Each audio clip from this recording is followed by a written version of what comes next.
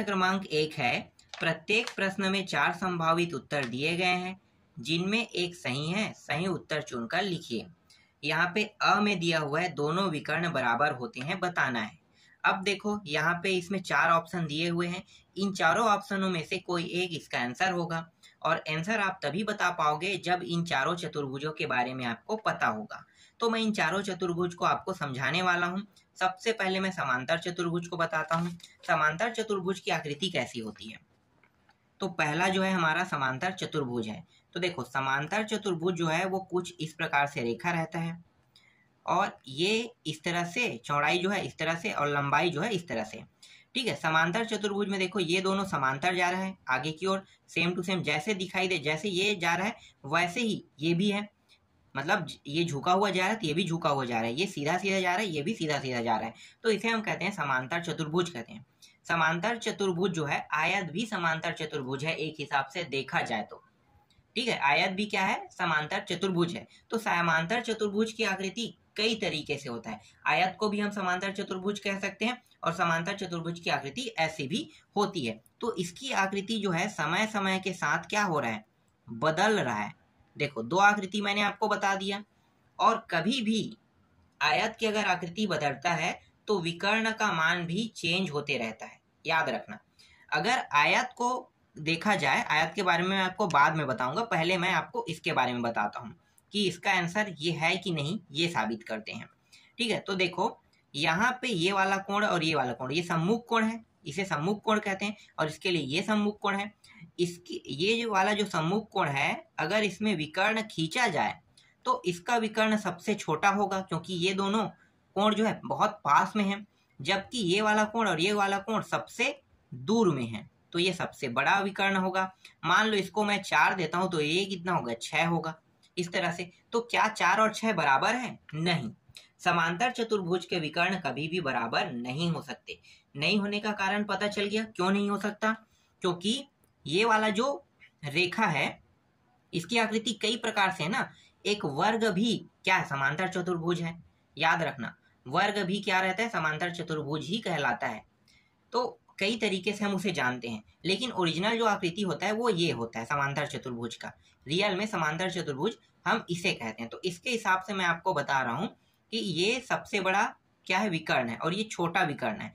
तो दोनों विकर्ण की लंबाई तो बराबर नहीं है। इसका मतलब क्या है कि ये समांतर चतुर्भुज क्या है, इसका आंसर नहीं हो सकता। दोनों विकर्ण बराबर होने चाहिए। इसके बाद देखो दूसरा में क्या दिया है, समचतुर्भुज। समचतुर्भुज में आते हैं तो समचतुर्भुज क्या होता है, एक वर्ग को मैं समचतुर्भुज कहूंगा, इस तरह से वर्ग। अगर वर्ग का जिक्र होता तो मैं इसको आंसर में फाइनल ले लेता, लेकिन वर्ग का जिक्र नहीं हुआ यहाँ पे। समचतुर्भुज, समचतुर्भुज की आकृति एक जैसी नहीं है। समचतुर्भुज की आकृति ऐसी भी है, सेम ऐसा भी दिखाई देता है, देखो इस तरह से भी दिखाई देगा। लेकिन इसमें एक डिफरेंस क्या है, मतलब दोनों में सेम कॉमन चीज क्या है, कॉमन ये है कि अगर मान लो इस भुजा की लंबाई 4 है, इसकी भी 4 है, इसकी भी 4 है, इसकी भी 4 है, तो यहाँ भी क्या रहेगा, 4 4 4 और 4।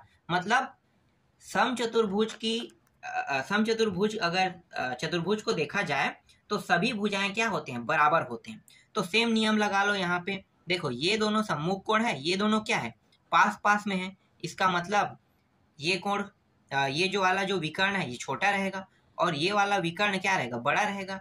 मान लो ये 5 है तो ये 4 हो जाएगा, इस तरह से। क्या ये बराबर हुआ? अलग अलग आकृति होने के कारण ये भी इसका आंसर नहीं होगा, क्योंकि ये भी क्या है, समचतुर्भुज है, ये भी समचतुर्भुज है। ये साबित कर रहा है पर ये साबित नहीं कर रहा है, इसलिए इसका आंसर ये भी नहीं होगा। ठीक है, दूसरा भी आपका आंसर नहीं हुआ। चलो तीसरा देखते हैं। तीसरा में क्या दिया है, आयत दिया है। आयत इसका आंसर होगा कि नहीं, चलो देख लेते हैं। आयत कभी भी अपनी आकृति नहीं चेंज करता है, नहीं वर्ग कभी भी अपनी आकृति चेंज करता है। आयत को हम समांतर चतुर्भुज कह सकते हैं, वर्ग को समचतुर्भुज कह सकते हैं, पर आयत के नाम से अगर बोला जाए तो आयत जो है हमेशा उसकी आकृति एक ही जैसी होती। कैसे? देखो आयत की आकृति कभी भी चेंज नहीं होता है। ये आयत है, इसकी आकृति कभी चेंज नहीं होता। इसके चारों कोणों का मान हमेशा 90 अंश ही होता है। ये भी 90 अंश, ये भी 90 अंश, ये भी 90 अंश और ये भी 90 अंश होता है, हमेशा 90 अंश। इसे हम कहते हैं आयत कहते हैं। अगर सभी कोण 90 अंश का है, इसका मतलब क्या है, विकर्ण भी बराबर होंगे। अगर ये 5 है तो ये भी 5 रहेगा, तो दोनों विकर्ण बराबर हो रहे हैं। इसका मतलब क्या है कि हमारा जो आंसर है वो क्या है, आयत है। अब यहाँ पे समलम चतुर्भुज भुज भी दिया है, तो उसके बारे में बता देता हूँ। हो सकता है आगे आपका काम आ जाए, भले ही आंसर वो हमारा ना रहे, लेकिन समलम चतुर्भुज के बारे में जान लो। समलम चतुर्भुज की आकृति एक जैसी नहीं रहती, लेकिन इसके दो भुजाएं ऐसी हैं जो समांतर रहते हैं, हमेशा समांतर। ऊपर की भुजा और नीचे की भुजा, ये दोनों समांतर है। ये दोनों लंबाई है, एक छोटा है एक बड़ा लंबाई है, बस यही अंतर है, लेकिन दोनों क्या है, समांतर ही रहता है हमेशा।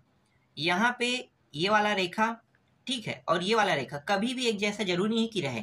एक बार रह सकता है, दूसरी बार नहीं रह सकता। हो सकता है ये बहुत दूर में जाकर इस तरह से मिले, देखो ये पास में मिला, ये बहुत दूर में जाके मिला। तो ये समलम चतुर्भुज जो होता है ये कभी भी चेंज नहीं होता, ये दोनों समांतर रहता ही रहता है। बस ये छोटा रहेगा, ये बड़ा रहेगा। और ये वाला जो है ना, हो सकता है इसकी आकृति एक बार ऐसा भी हो सकता है। देखो इसको भी हम समलम चतुर्भुज कहते हैं। देखो ये वाला सीधा हो गया और यहाँ पे बस आके क्या हो गया, थोड़ा सा झुका हुआ इस तरह से ऐसे गया, तो ये भी समलम चतुर्भुज है। तो इसकी आकृति भी समय समय में चेंज हो रहा है, इसका मतलब ये भी आंसर में नहीं होगा। तो इसका विकर्ण भी आप देख सकते हो, ये वाला विकर्ण थोड़ा सा छोटा रहेगा और ये वाला विकर्ण एक सेकंड, कौन सा है, ये वाला विकर्ण सबसे बड़ा रहेगा और ये पास में, इसलिए ये छोटा रहेगा। इस तरह से देखो ये बड़ा विकर्ण है और ये छोटा विकर्ण है, बस अंतर इतना है। तो ये विकर्ण की बात किया जाए तो ये भी इसका आंसर नहीं हो रहा है। तो इस तरह से आपको आंसर क्या लेना है, आंसर आपको लेना है आयत। मैंने आपको साबित करके बता दिया, आंसर आयत आया। दूसरा देखो ब में क्या दिया है, किस चतुर्भुज में सभी कोण आपस में बराबर होते हैं। अभी मैंने बताया कौन सा चतुर्भुज है भाई, देखो ये कौन सा है, आयत है। 90 अंश 90 90 90, और यहाँ पे आया दिया वर्ग कहता तो वर्ग भी आंसर में होता, क्योंकि वर्ग में भी क्या है, ये वर्ग है, 90 90 90 90 अंश का कोण ये भी बनाता है। लेकिन ऑप्शन में वर्ग नहीं है, सिर्फ क्या दिया, आयत दिया, तो आयत इसका आंसर होगा। समझ में आ गया। आगे देखो, इसके बाद देखो यहाँ पे समांतर चतुर्भुज का एक कोण यदि 60 अंश का हो तो उसके सम्मुख कोण का मान होगा। बहुत आसान प्रश्न है। सम्मुख कोण के बारे में आप लोगों को पता चल गया होगा, नहीं पता चला है तो समांतर चतुर्भुज मैं दिखाता हूँ आपको। देखो ये समांतर चतुर्भुज है, ये जितने अंश का कोण बनाएगा उतने अंश का कोण ये सम्मुख कोण वाला बनाएगा। ये भी सम्मुख कोण है तो ये जितने अंश का कोण बनाएगा उतने अंश का कोण ये भी बनाएगा। इसका मतलब क्या है कि अगर एक समांतर चतुर्भुज के एक कोण 60 अंश का कोण बना रहा है तो इसका मतलब इसका आंसर क्या रहेगा, 60 ही रहेगा, क्योंकि सम्मुख कोण नियम क्या कहता है, 60 अंश का ही कोण बनाना इसका नियम कहलाता है। समझ में आ गया। चलो आगे देखो नेक्स्ट प्रश्न। इसके बाद देखो द में आते हैं, एक सेकेंड थोड़ा रुकना, मैं दिखा रहा हूं। देखो यहाँ पे द में आ जाते हैं, तो द में देखो क्या दिया है, किसी समांतर चतुर्भुज की संलग्न भुजाओं की लंबाई क्रमशः 6 दिया है और 8 सेंटीमीटर हो तो परिमाप होगा, परिमाप बताना है। तो देखो परिमाप कैसे निकालते हैं पता है, नहीं पता है तो मैं आपको बताता हूँ।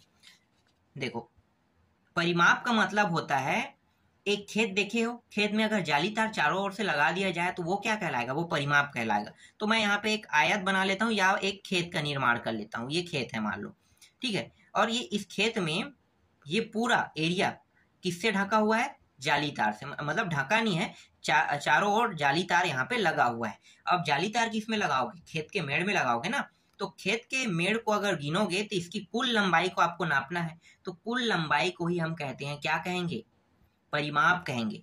तो यहाँ पे प्रश्न में दिया है एक 8 है एक 6 है, और हमेशा एक आयत में देखा जाए, या आप खेत में बोलो, खेत अब हटा दो आयत सोचो, ठीक है, एक आयत पे आते हैं तो आयत के दो भुजाएं बराबर होते हैं, लंबाई लंबाई और चौड़ाई चौड़ाई। तो ये लंबाई है 8, ये चौड़ाई है, फिर लंबाई आ गया, फिर चौड़ाई आ गया, इन सभी को जोड़ दो, कितना सेंटीमीटर जाली तार लगा है पता चल जाएगा। तो ये हो जाएगा 6 दूनी 12, 6 × 18 6 24, और 24 और 4 कितना हो गया 28। तो इस तरह से 28 सेंटीमीटर आएगा। यहाँ पे कुल लंबाई 28 सेंटीमीटर का मान लो जाली तार लगा है। समझ में आ गया जाली तार के हिसाब से। तो यहाँ पे आपको आंसर क्या लेना, 28। देखो 28 है कि नहीं, तो आंसर में देखो यहाँ पे, ये देखो 28 यहाँ पे आंसर में है। इसका मतलब क्या है कि यही इसका आंसर होगा। आगे देखो सेकंड में क्या कहा है, यहाँ पे रिक्त स्थान दिया हुआ है, तो रिक्त स्थान में देखो पहला प्रश्न है, ऐसा चतुर्भुज जिसके विकर्ण बराबर होते हैं तथा प्रतिच्छेद बिंदु पर समकोण बनाते हैं उसे उस चतुर्भुज को खालिस्तान कहते हैं। तो समकोण बनाने वाले कितने चतुर्भुज हैं? दो। कौन कौन सा? एक को वर्ग के नाम से जानते हैं, एक आयत के नाम से। आपको मैंने बताया था ना कि समचतुर्भुज, एक सेकंड क्या बोला है यहाँ पे, एक सेकंड यहाँ पे समकोण बोला है, समचतुर्भुज है क्या? प्रतिशत बिंदु समकोण बनाती है, हाँ समकोण की बात है। समचतुर्भुज कहता है तो सिर्फ वर्ग आता है, लेकिन यहाँ पे दो आंसर आ रहा है। देखो समकोण ना, ये वर्ग है, ये भी बनाएगा समकोण। देखो ना, ये इसके सभी भुजाएं क्या है, बराबर है, तो ये भी समकोण बनाएगा 90-90 अंश का। और ये आयत है, इसके भी सभी कोण क्या है, बराबर है। तो मतलब यहाँ पे दोनों आंसर आपको लेना है। ठीक है, एक क्या लेना है, एक वर्ग लेना है और एक आयत, क्योंकि वर्ग और आयत दोनों बस जो है वो 90 अंश का कोण बनाता है। समझ में आ गया? तो आप वर्ग बस लिखोगे तो भी आंसर गलत नहीं रहेगा। ठीक है, आप वर्ग बस भी लिख सकते हो। दूसरा देखो, वह चतुर्भुज जिसमें केवल एक सम्मुख भुजाएं समांतर हो खालिस्तान चतुर्भुज कहलाता है। अभी मैंने आपको समझाया था समलंब चतुर्भुज के बारे में। देखो ये वाला लंबाई बस क्या है, दोनों बस समांतर है, ये दोनों समांतर नहीं है। ये कहीं पे जाके देखो, ये दोनों एक दूसरे में जाके कहीं पे यहाँ पे टच हो जाएगा, लेकिन ये कहीं पे टच नहीं होगा, उसको हम कहते हैं समांतर। तो समलंब चतुर्भुज इसका आंसर आएगा। तो दूसरा में आपको क्या लेना है, यहाँ पे इसका आंसर रहेगा समलंब चतुर्भुज रहेगा। इसके बाद तीसरा देखो, किसी बहुभुज में यदि 6 शीर्ष हो तो उसमें भुजाओं की संख्या खालिस्तान होती है। अब यहाँ पे 6 शीर्ष बात कर रहे हैं, तो 6 शीर्ष मतलब 6 भुजा है, सीधी सी बात है। तो 6 यहाँ पे शीर्ष है तो 6 यहाँ पे भुजा भी होगी। ठीक है, समझ में आ गया? आगे देखो, ये इस तरह से है, आप 6 शीर्ष का मतलब समझो। देखो यहाँ पे कितने शीर्ष है, 4, तो 4 शीर्ष है मतलब 4 क्या है, इसकी भुजा है। तो 6 शीर्ष होने पर कितनी भुजा होगी, 6। यही तो पूछा है यहाँ पे। समझ में आ गया? तीसरा। चौथा देखो, चौथा में क्या दिया है, यदि किसी बहुभुज में भुजाओं की संख्या n हो तो किसी एक शीर्ष से सभी विपरीत शीर्षों को मिलाने पर बनने वाले त्रिभुजों की संख्या क्या होगी भाई, त्रिभुजों की संख्या। तो यहाँ पे आंसर आ जाएगा n-6 आ जाएगा। क्या लेना है आपको आंसर में, n-6 नहीं, n-2 लेना है। कितना लेना है, n-2। समझ में आ गया चौथा भी? चलो आगे देखते हैं। अब जितने भी प्रश्न है उसके उत्तर देख लेते हैं, मतलब अब सॉल्व करना है हमें। तीसरा प्रश्न है, एक वर्गाकार कागज के चारों शीर्ष को कैंची से काटा गया है, प्राप्त आकृति कौन सा बहुभुज क्षेत्र बनाती है, अपने साथियों से चर्चा कीजिए। ठीक है, तो चर्चा करके बताना कह रहे हैं। ऐसा कोई बड़ा क्वेश्चन तो नहीं है, बहुत आसान है। देखो एक क्या लेना है, एक वर्गाकार कागज लेना है। ठीक है, तो कागज जो है किस रूप में, वर्गाकार, मतलब वर्ग के आकार का है। इस तरह से मान लो, देखो एक वर्ग के सभी भुजाएं क्या होते हैं, बराबर होते हैं। तो ये एक वर्ग है, वर्गाकार कागज है। अब कागज के किस हिस्से को काटने के लिए कहा है, शीर्ष हिस्से को। तो इसका जो शीर्ष हिस्सा है ये कहलाता है। ठीक है, ये शीर्ष है, इसको मैंने यहाँ से काट दिया, यहाँ भी काट दिया, यहाँ से भी काट दिया और यहाँ से भी काट दिया। अब यहाँ पे देखो भुजाओं की संख्या कितनी हो गई। काटने के बाद ये कैसा दिखाई देगा, ध्यान से देखो। तो काटने के बाद ये कुछ इस प्रकार से दिखाई देगा, ऐसे है, फिर ये यहाँ से, फिर ऐसे, फिर इस तरह से और ये इस प्रकार से दिखाई देगा। तो भुजाओं की संख्या कितनी हो गई, देखो एक भुजा, 2, 3, 4, 5, 6, 7, 8।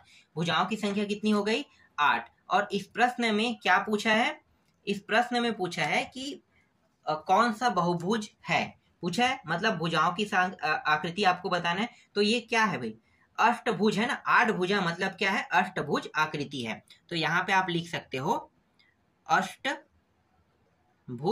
आकृति, इसका आंसर है। बन गया एक प्रश्न, ऐसी सॉल्यूशन हो गया। देखो अब आगे देखो नेक्स्ट प्रश्न को। इसके बाद जो चौथा प्रश्न है उसमें क्या दिया है, एक बहुभुज में भुजाओं की संख्या 8 है तो उसके अंतःकोणों का योग कितना होगा, अंतःकोणों का योग बताना है। और यहाँ पे क्या क्या है, भुजाओं की संख्या 8। तो भुजाओं की संख्या 8 बोला है, मतलब अभी जो मैंने आपको प्रश्न बताया ना, सेम टू सेम इसका भी सॉल्यूशन होगा। सॉल्यूशन बोल रहा हूँ, आकृति। ठीक है, आकृति होगा। तो यहाँ पे आप लिख लो पहले भुजाओं की संख्या, भुजाओं की संख्या, इसे मैं n से प्रदर्शित करूंगा। n का मान कितना है, 8। और आकृति कैसे दिखाई देगा, कुछ इस प्रकार से दिखाई देगा, देखो इस तरह से। अष्टभुज में ऐसी आकृति, देखो भुजाओं की संख्या कितनी बोल रहे हैं, 8, मतलब ये क्या है, ये एक अष्टभुज होगा। समझ में आ गया। अब सूत्र लगा लेते हैं भाई, बहुभुज का सूत्र होता है, तो बहुभुज का सूत्र क्या होता है, वो होता है n भुजाओं वाले, n भुजा या भुजाओं वाले बहुभुज में अंतः कोणों का योग। ठीक है, ये सूत्र है ना, n भुजा वाले बहुभुज में अंतः कोणों का योग। तो अंतः कोणों का योग का जो सूत्र होता है वो होता है n-2 और गुणित 180 अंश, ये सूत्र होता है। इसी सूत्र में n का मान रखना है। n का मान कितना है, देखो n बराबर 8 है ना, तो 8 रखने पर भुजाओं की संख्या को मैंने किससे दर्शाया है, n से दर्शाया है, और n का मान 8 है, तो यहाँ पे आप 8 रख दो, तो 8 हो जाएगा n के जगह में -2 गुणित 180 अंश। दोनों को जब मैं हल करूंगा तो ये हो जाएगा 6 गुणित 180 अंश, और दोनों को गुणा कर दो तो कितना हो जाएगा, तो ये हो जाएगा 108।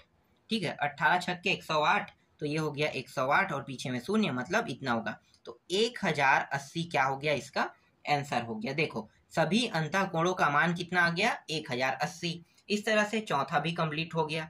नेक्स्ट प्रश्न देखो,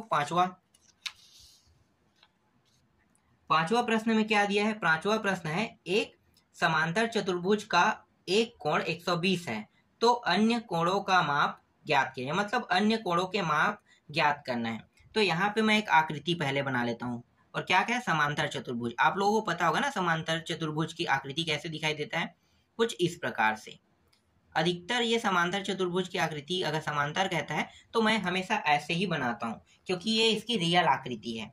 ठीक है, आयत को भी मैं समांतर चतुर्भुज कहूंगा, क्योंकि उसके दोनों भुजें लंबाई चौड़ाई भी समांतर ही जा रहे हैं, लेकिन उसे आयत के नाम से भी जाना जाता है, और समांतर चतुर्भुज कहते हैं। तो अक्सर यही आकृति हम बनाते हैं। तो ये ओरिजिनल आकृति है। यहाँ पे ए लेंगे, यहाँ पे बी, इसे सी और इसे डी। इसके एक भुजा का मान, कोई भी भुजा, ठीक है, देखो ये या ये, तो यहाँ पे मैं रख लेता हूँ 120 अंश रख लेता हूँ। ठीक है, जैसे कि प्रश्न में कहा है कि इसके एक भुजा का मान क्या है, 120 अंश है। तो अभी मैंने क्या बनाया, एक समांतर चतुर्भुज का निर्माण किया। तो देखो यहाँ पे आपको क्या लिखना है, यहाँ पे लिखना है ABCD एक क्या है, समांतर, मैंने जो बनाया है वो मैं लिख रहा हूं, समांतर चतुर्भुज है, चतुर्भुज है। ठीक है, समांतर चतुर्भुज है, जिसके एक कोण का मान क्या है, लिखो यहाँ पे, जिसके एक कोण का मान कितना है, 180 अंश है। और वो कौन सा कोण है भाई, तो कोण का जो मान है, कौन सा कोण, देखो कोण B बराबर 180 अंश। अब यहाँ पे अगर मैं सम्मुख कोण नियम लगाता हूं, ठीक है, सम्मुख कोण नियम, तो सम्मुख कोण नियम क्या कहता है कि उसके जो सामने के कोण है वो बराबर होता है, यही कहता है। तो यहाँ पे लिखो सम्मुख कोण बराबर होते हैं। ठीक है, सम्मुख कोण, तो यहाँ पे देखो सम्मुख कोण कौन सा होगा, यहाँ पे कोण B है ना, तो कोण B जितने अंश का कोण बनाएगा उतने ही अंश का कोण इसके सामने कौन सा है भाई, देखो ना ये कोण सामने में है, कोण B के सामने में कोण D है, तो उतने ही अंश का कोण कौन भी बनाएगा, कौन सा कोण बनाएगा, कोण D। इसका मान 120 अंश है, तो कोण D का मान भी कितना आ जाएगा, 120। देखो कोण B इसका मान है, तो इसका भी मान कितना आ गया, D का मान भी 120 आ गया। अब आप लोगों को पता होगा कि एक चतुर्भुज में 4 भुजाएं होते हैं, स्वाभाविक आपको दिखाई दे रहा होगा, 1 2 3 4, और चारों भुजाओं में देखो 4 भुजाएं होते हैं, तो 4 भुजाएं, इसका मतलब यहाँ पे 4 कोण भी होंगे, 4 कोण होंगे, ये 1 2 3 4, 4 कोण है। अगर इन चारों कोणों का मैं योग कर देता हूं, तो इन चारों कोणों का योग कितना होगा, इन चारों कोणों का योग होगा 360। ठीक है, कितना होगा, 360। तो यहाँ पे लिखो चारों कोणों का योग कितना होता है, 360। तो एक चतुर्भुज के सभी, लिखो सभी कोणों का योग क्योंकि 4 कोण होते हैं मुझे पता है, तो मैं सभी भी लिखूंगा तो भी 4 ही होगा ना कोण। इसलिए एक चतुर्भुज के सभी कोणों का योग बराबर 360 अंश। अब देखो कौन कौन सा कोण है अभी इस चतुर्भुज में, ए बी सी डी लिखो। कोण ए प्लस कोण बी प्लस कोण सी प्लस कोण डी, और तीनों का योग हो गया यहाँ पे 360। कोण यहाँ पे बी और डी दोनों बराबर था, तो इसके जगह में 120 और इसके जगह में भी 120, और बचा क्या, कोण सी, इसका मान जैसा है वैसा रखेंगे और कोण ए को भी जैसा है वैसा रखेंगे। और यहाँ पे कितना है, 360 दिया है। इन दोनों को जोड़ दो, तो इन दोनों को जोड़ेंगे तो कितना होगा, पहले बचा है उसको देख लो, कोण ए प्लस कोण सी लिखो, और यहाँ पे प्लस करके इन दोनों को जोड़ेंगे तो कितना होता है, 2 दूनी 4 और 1 और 1 2, ठीक है, और ये हो जाएगा 240। 240 अंश आ गया और ये 360। कोण ए प्लस कोण सी, इसको उस पर ले जाओ तो 360 माइनस 240, घटाएंगे तो कितना बचेगा, घटाएंगे तो यहाँ पे 120 बचेगा। यहाँ पे कितना आ गया, 120। अब फिर से देखते हैं चित्र में। चित्र में देखो सम्मुख कोण नियम ये भी लागू हो रहा है, तो ये जितने अंश का कोण बनाए उतने अंश का कोण ये भी बनाएगा। तो यहाँ पे ए जितने अंश का कोण बनाएगा उतने अंश का तो ये भी बनाएगा। क्यों, क्योंकि ये भी तो सम्मुख कोण नियम लागू हो रहा है यहाँ पे, समझो, सम्मुख कोण नियम यहाँ भी लागू हो रहा है। तो इसका मतलब क्या है, इसका मतलब ए और सी दोनों कोण भी बराबर है। तो इसको मैं बगल में कर लेता हूँ, थोड़ा सा सॉल्यूशन बचा है तो इसको यहाँ पे कर लेता हूँ, ठीक है। तो यहाँ पे कोण ए और कोण सी दोनों क्या है, बराबर है। तो इसका मतलब ये है कि जहाँ पे कोण सी दिया है उसके स्थान पे मैं कोण ए रख सकता हूँ। तो देखो जैसे कि यहाँ पे कोण सी दिया है, अगर ये दोनों बराबर हैं तो या तो आप कोण ए के जगह में सी रखो या तो कोण सी के जगह में ए रखो, ठीक है। तो मैंने क्या किया है, सी के जगह में ए रख लिया है, और यहाँ पे देखो घटाने पे मान कितना है, 120, तो 120 यहाँ पे मैं ले लेता हूँ। इन दोनों को जोड़ेंगे तो क्या हो जाएगा, इन दोनों को जोड़ेंगे तो ये हो जाएगा 2 कोण ए हो जाएगा, और ये 120। 2 जो है इसके साथ गुणा के रूप में है, तो क्या होगा, तिर्या गुणा के रूप में नीचे आ जाएगा इस तरह से। तो यहाँ पे सिर्फ कोण ए बस बचेगा। तो कोण ए का मान कितना हो जाएगा, तो देखो इन दोनों को काट देते हैं तो यहाँ पे आ गया 60। अब जब कोण ए का मान 60 आ रहा है, इसका मतलब क्या है कि जब दोनों बराबर है तो कोण सी का मान भी 60 होगा। समझ में आ गया। तो चारों कोणों का मान तो मुझे बताना था इस प्रश्न में, तो अब चारों कोणों का मान निकल गया।